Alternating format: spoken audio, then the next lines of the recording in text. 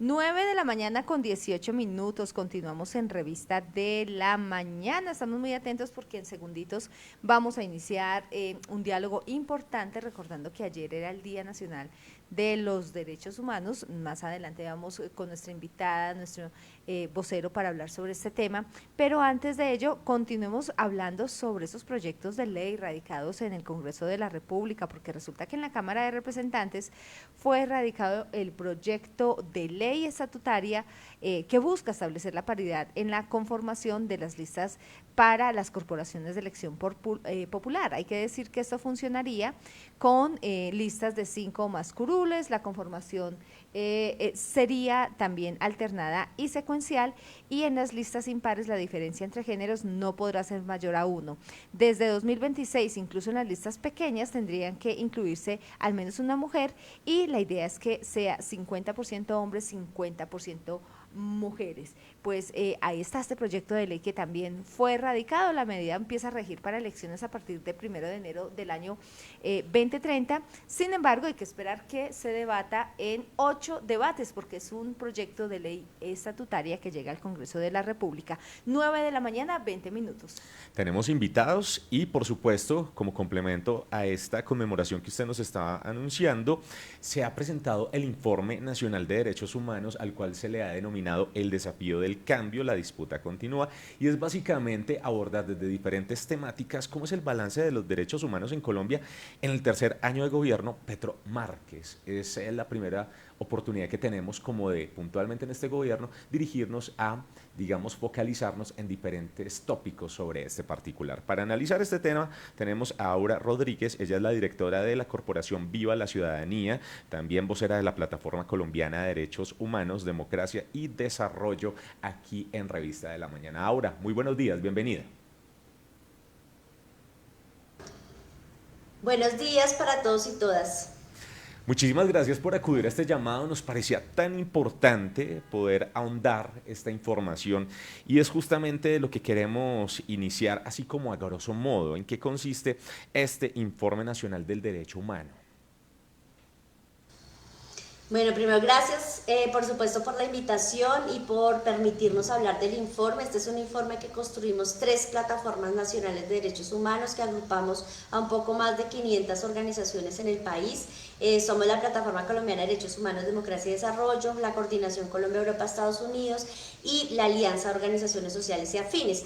Lo hacemos cada año para dar un balance sobre la paz, sobre la democracia y sobre los derechos humanos en el país. En este momento lo que nosotros estamos haciendo es un llamado frente a la grave situación de derechos humanos en el país, con una certeza de que existe una voluntad por parte de este gobierno de superar esos problemas, pero una realidad que viene desde periodos atrás y que trae condiciones estructurales en los territorios, especialmente de crisis humanitarias, que nos preocupa en este momento de manera alarmante. El informe tiene varios capítulos. Uno primero que muestra cómo en el mundo entero se está poniendo en cuestión la plena vigencia de los derechos humanos, y ese para nosotros es una primera alerta. Los derechos humanos en el mundo han sido una construcción de las sociedades, y especialmente después de la Segunda Guerra Mundial, unos consensos de los países para el respeto de unos derechos y garantías que tenemos las personas en el mundo. Y en ese marco es donde este informe empieza a desarrollar cada uno de sus capítulos. El segundo capítulo estamos hablando y describiendo la situación que vemos, y un llamado de la atención alarmante, especialmente sobre los confinamientos y los niveles de desplazamiento en el país. Creemos que es una situación a la que hay que prestarle especial atención. Hablamos también de cómo las personas LGBTIQ+ y las mujeres están viviendo unas condiciones de violencia de las que se habla poco, pero que son reales. Las mujeres en este periodo estamos registrando 637 asesinatos de mujeres en el país. Esa es una cifra muy superior, es lo que hemos registrado entre agosto del 2024 y abril del 2025, y nos parece que es un tema al que hay que prestarle atención. Pero, por ejemplo, cuando hablamos también de personas, defensores y defensoras de derechos humanos, también según cifras del programa Somos Defensores, estamos hablando de más de 370 personas en el último tiempo, y nosotros hemos hecho alertas en distintos momentos. Sabemos que hay, digamos, como ya decía, una voluntad del gobierno. Sin embargo, la voluntad no es suficiente. Lo que hacemos también en el informe es hacer un llamado al Estado colombiano, a las distintas instituciones estatales, por supuesto al gobierno nacional en cabeza del Ministerio del Interior, pero también un llamado a la Fiscalía para que avance.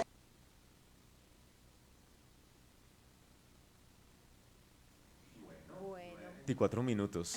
Íbamos muy bien, Estábamos muy bien. tan inspirados. Sí, se nos fue ahí un poquito la señal.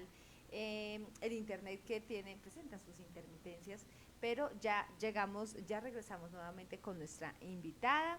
Estamos hablando de este informe que lo presentan diferentes plataformas de derechos humanos en el país. Son diferentes organizaciones de la sociedad civil que se unen para hacerle seguimiento a cómo va el cuidado de la vida y también la protección de los derechos humanos. Obviamente, pues las cifras que nos estaba entregando nuestra invitada son alarmantes. De hecho, el informe dice que hay una alerta. Ya la tenemos, ya tenemos nuevamente. Ya la tenemos ahí. La invitamos entonces. Aura, sí. ¿Nos escucha?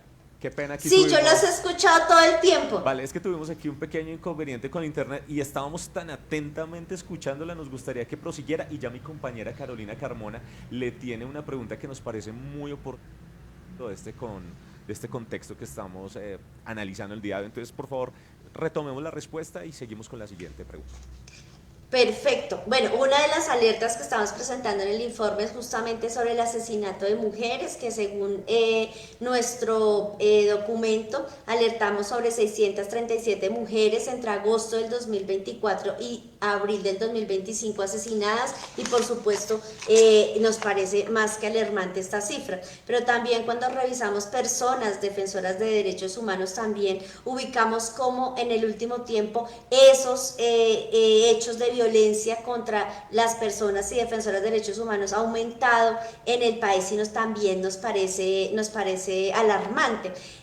Sabemos que hay voluntad del gobierno, pero la voluntad no es suficiente. Necesitamos acciones eficaces, pero además del gobierno necesitamos, y también lo dice el informe, que la Fiscalía, por ejemplo, asuma no solamente con mayor responsabilidad, sino con recursos y con acciones mucho más eficaces la investigación y justamente el proceso que puede llevar a la judicialización de los responsables, porque el problema que pasa con este tipo de crímenes es que no se sabe quién los cometió, no se sabe cuáles fueron las razones por las que se cometieron. Y claro, todos estos crímenes también, como la mayoría de violaciones de derechos humanos en el país, siguen en la impunidad. Ustedes saben que Colombia tiene más del 90% de crímenes en la humanidad, de la impunidad. Eso quiere decir que de 100 crímenes que se dan en Colombia, por lo menos 10 no se sabe qué sucedió, no se sabe, perdónenme, estoy confundida. De cada 100 crímenes que se dan en Colombia en violaciones de derechos humanos, de 100, 90 no se sabe qué suceden, y esos 10 apenas van avanzando efectivamente sus investigaciones, y menos del 1% tienen fallos reales y se ubica quiénes son los responsables y se llevan ante la justicia. Esto no es nuevo, esto es una cosa estructural que lleva muchos años en Colombia, pero que claro, en un informe de derechos humanos tenemos que resaltar. Hablando también en ese informe, hay una alerta que ustedes hacen, dicen que en los últimos 8 años el año más crítico fue el año 2024. ¿Pudieron determinar por qué este año fue el año más complejo? Sí, desafortunadamente nosotros venimos haciendo la alerta desde hace 7 años atrás. Colombia en el 2017 y 2018 vivimos la época de mayor tranquilidad y digamos menores crímenes en general para este tipo de población, y fue fruto justamente de la firma del acuerdo de paz. Sin embargo, como ya lo dijimos, en los 7, no solamente en este informe, sino en los 7 informes anteriores, desde el primer periodo del gobierno de Duque, nosotras como plataformas habíamos hecho una alerta y la hemos venido haciendo año tras año, en donde se necesitaban fundamentalmente dos cosas importantes en el país. Por una parte, el cumplimiento integral a cabalidad del acuerdo de paz que se había firmado en el 2016. Y por otra parte, el fortalecimiento de la institucionalidad estatal en los departamentos y municipios del país. ¿Qué fue lo que sucedió?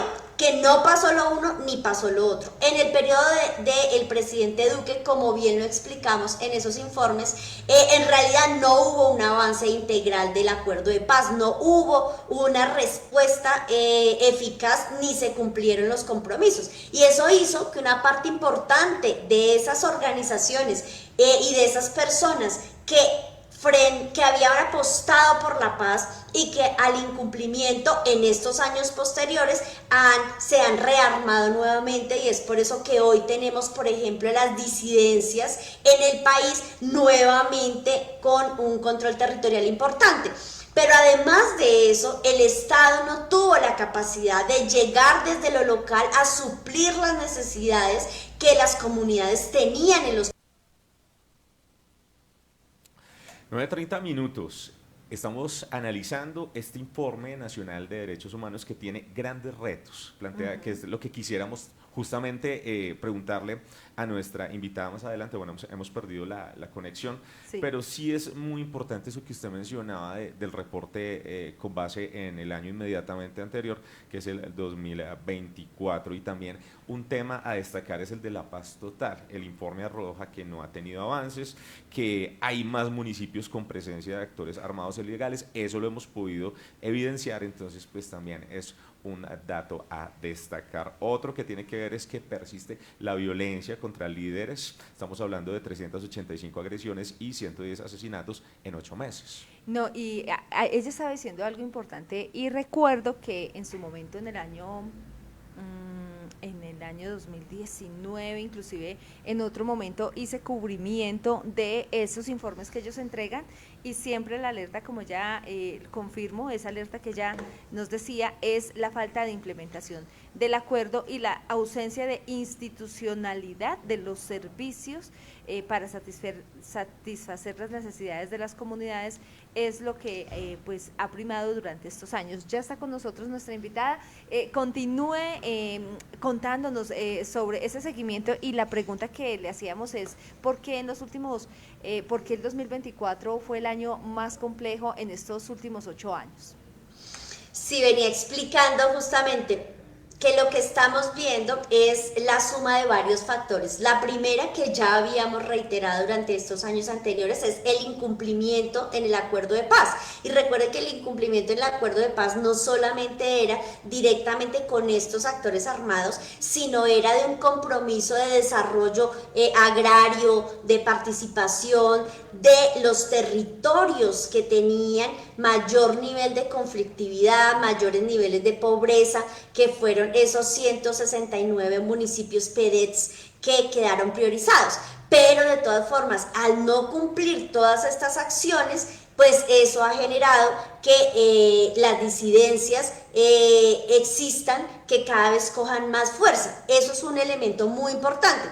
Otro elemento muy importante es que desafortunadamente el narcotráfico en el mundo, la trata de personas en general, tiene una lógica transnacional que se mueve en todo el mundo, porque esos negocios cada vez tienen más fuerza, perdón, y en un mundo globalizado llegan estos actores. Entonces, ¿qué ha pasado?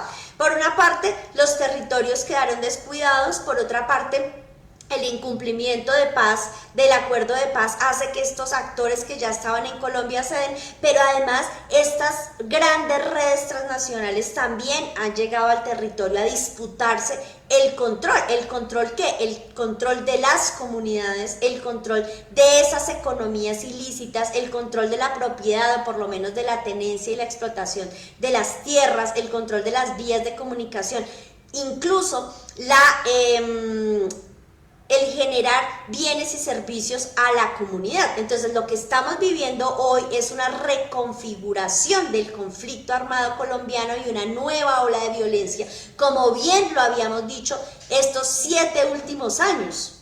Es decir, esta es una responsabilidad, por eso nuevamente hacemos el llamado al gobierno nacional, pero también a las distintas instituciones del Estado a entender esto de manera estructural. Y es en ese marco las personas que lideran procesos sociales, las personas que defienden los derechos humanos, las personas que quieren participar en política, se ven justamente como contradictores, como personas molestas y que generan ruido en los territorios. Y por eso la violencia nuevamente se escala y vemos que el número en general de violencia frente a líderes y lideresas en los territorios va en aumento.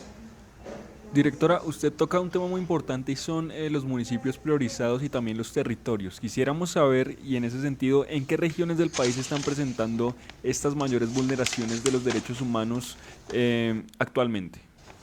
Bueno, nosotros en el informe hacemos un seguimiento, no a todo el país, porque en realidad no tenemos la capacidad de hacerlo en esa dimensión, pero sí lo que hacemos es priorizar la situación de varios municipios, y en el informe encontramos varios municipios en donde creemos que hay que poner como una lupa especial.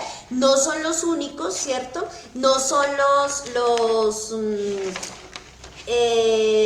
digamos, los territorios en los que hay que prestar solo la atención, digamos, casi que es en todo el territorio nacional, pero nosotros aquí priorizamos uno. Entonces, el primero de ellos es el Catatumbo. Catatumbo es una región que necesita una atención especial. Allá se diseñó y se acordó de manera conjunta con las comunidades un plan que además buscaba no solamente erradicar los cultivos de coca, sino hacer una transformación territorial. Y ese es un elemento importante para la superación de la violencia, y en eso, digamos, presenta el informe. El otro testimonio que presentamos es la situación especial del Cañón del Micay, en donde también creemos que las condiciones son muy preocupantes. El tercer territorio es Chocó en general. Ustedes saben que Chocó está atravesado históricamente por los mayores niveles de pobreza en el país, pero además tiene unos niveles de corrupción altos. Hacemos un llamado nuevamente a la crisis humanitaria que se está viviendo allá, en la disputa de distintos actores armados allá. Hacemos también un llamado especial, hay un artículo especial sobre la situación del Magdalena Medio en el territorio. Y escogimos otros con esos son como los que ubicamos prioritarios, pero el informe también incluye 2 territorios más, que son la costa atlántica, y hacemos también un análisis de la costa atlántica y un llamado especial, por ejemplo, a las muertes de personas LGBTIQ+, que son justamente por factores más relacionados con la cultura de la discriminación, las que nos presentan mayores riesgos. Ahí hay unas situaciones también especiales en la Sierra Nevada de Santa Marta que nos parecía importante ubicar. Y por último, hacemos un análisis del departamento del Tolima, que tiene una mezcla entre realidades urbanas de delincuencia común, pero también de hechos de violencia al que no se le presta la suficiente atención, y que también tenemos que hacer un análisis importante. Hay otros territorios en el país que dejamos por fuera del informe, no porque no fueran importantes, sino porque no las priorizamos en este momento para el informe, pero que en informes anteriores han salido, y es por ejemplo la situación del Cauca. Y también no contemplamos la situación de Nariño en este informe porque en el anterior lo abordamos, pero que también son territorios que nos preocupan y que hacemos un llamado de atención del gobierno y de las instituciones del Estado para revisar qué sucede allá y sobre todo para ayudar a que la situación humanitaria se supere. ¿Qué decir ahora con respecto al tema de la entrega y formalización de tierras? Ya hemos abordado, por supuesto, asuntos de conflicto armado, digamos todo lo que tiene que ver contra la violencia, pero puntualmente sobre este particular que en cierto modo tiene relación. Sí, nosotros frente a la tierra estamos absolutamente convencidos de que este gobierno está comprometido y tiene una voluntad importante en ese sentido. Creemos que todo el tema de entrega de tierra y de formalización es un avance de este gobierno. Sin embargo, es absolutamente insuficiente comparativamente con lo que necesita un país como este. Entonces, la primera llamada de la atención es: Colombia es el segundo país en el mundo entero con mayor concentración de la propiedad de la tierra. Es decir, aquí poquita gente es propietaria de mucha tierra. Y lo que se necesita es una redistribución y además lograr proyectos productivos que logren que las personas que viven en pobreza, que además la mayoría son de sectores rurales, logren usar la tierra y producir, digamos, bienes, servicios y en el caso de Colombia alimentos en particular, para salir de ese ciclo de pobreza y de delincuencia y conflicto que es muy fuerte. Entonces, ¿qué decimos? Que lo que se necesita es cumplir el acuerdo de paz a cabalidad. Lo que necesita Colombia es una reforma rural integral que avance y dé realmente un giro completo y transforme la estructura de la propiedad de la tierra y en realidad ubique al campo colombiano como una línea de producción permanente para Colombia, que genere empleo en condiciones de dignidad, que genere cadenas productivas que permitan no solamente al campesino o campesina tener insumos o tener productos en un muy primer nivel, sino que logre niveles de transformación y por supuesto de comercialización y finalmente de consumo de esos bienes. Acá se necesita estructuralmente el desarrollo del campo colombiano y desafortunadamente todavía no lo tenemos al día de hoy.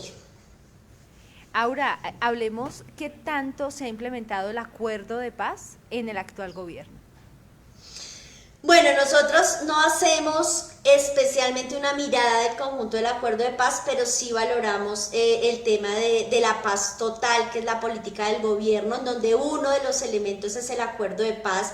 Creemos que este gobierno, como se menciona en el informe, hizo avances importantes en la redefinición y actualización del marco de paz, que en general nos parece que el plan marco de implementación del acuerdo de paz, que nos parece un avance clave. Sabemos que distintas instituciones han priorizado justamente acciones de la implementación. Sin embargo, como lo dijimos antes en los informes, ya había un desmantelamiento de la estructura y de la institucionalidad para la paz y para el cumplimiento del acuerdo que se dio en la administración pasada y que nos preocupa muchísimo. Pero además de eso, tenemos preocupaciones que ya no solamente afectan el acuerdo, sino la política de paz total y finalmente la construcción de paz en el país, que tiene que ver con que no ha habido en realidad una implementación de desmantelamiento de estructuras paramilitares. 9:41 de la mañana. Bueno, yo creo que es muy interesante lo que nos estaba diciendo nuestra invitada acerca de este informe. Realmente se quedaron algunos temitas en el tintero, por ejemplo, el tema de las reformas pensional, Ajá. todo lo que tiene que ver con la laboral. Así es. Sí, y por supuesto la crisis de la salud también allí presente en estos aspectos de este informe que les estamos presentando. Muy completo el informe. Hay que decir, muchas personas preguntarán, bueno, ¿dónde se consigue? Plataforma Colombiana de Derechos Humanos, Democracia y Desarrollo. Es una de las organizaciones que lideraron este informe, también Coordinación Colombia, Europa, Estados Unidos también. Ya la tenemos con nosotros nuevamente a nuestra invitada.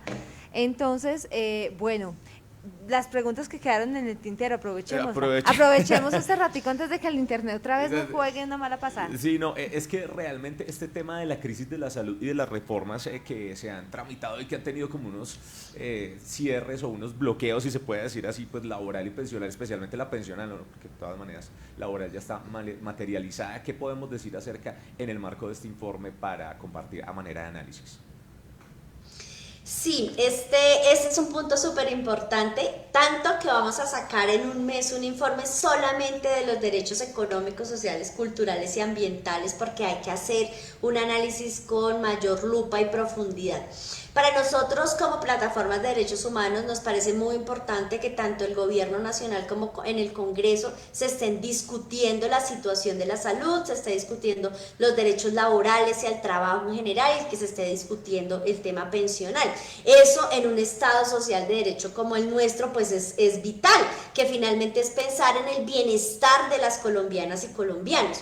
Sin embargo, ¿qué es lo que encontramos y qué dice el informe? Lo primero que este avance en derechos está cruzado por una pugna político-electoral muy fuerte entre los distintos sectores, tanto del gobierno como sectores políticos y económicos, y los colombianas y colombianos quedamos en la mitad de toda esa disputa ideológica electoral y de poder económico y de poder real en el país. Entonces, todos los sectores políticos están de acuerdo en que se necesita una reforma a la salud. Todos los partidos políticos de todos los espectros ideológicos han dicho que se necesita una reforma a la salud, pero no han tenido la capacidad de sentarse a discutir realmente cuál es la reforma que necesita este país. El gobierno ha presentado 3 propuestas de reforma, las 2 primeras de la salud ya se hundieron, está en el Congreso radicada una tercera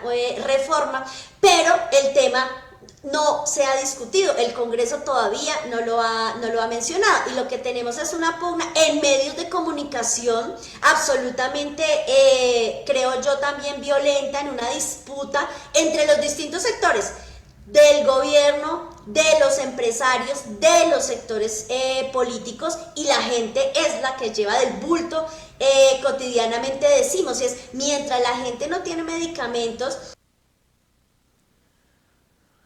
9:45. Bueno, yo creo que vamos a dejar hasta ahí. Queremos agradecer a Aura Rodríguez, directora de la Corporación Viva Ciudadanía y vocera de la Plataforma Colombiana de Derechos Humanos, Democracia y Desarrollo, por este completo informe que nos ha entregado aquí en Revista de la Mañana en lo que respecta a este informe nacional de derechos humanos. Hablamos acerca del desafío del cambio, la disputa continúa, hemos analizado diferentes frentes, los retos son grandes, de manera tal que pues muy agradecidos aquí un poco de intermediación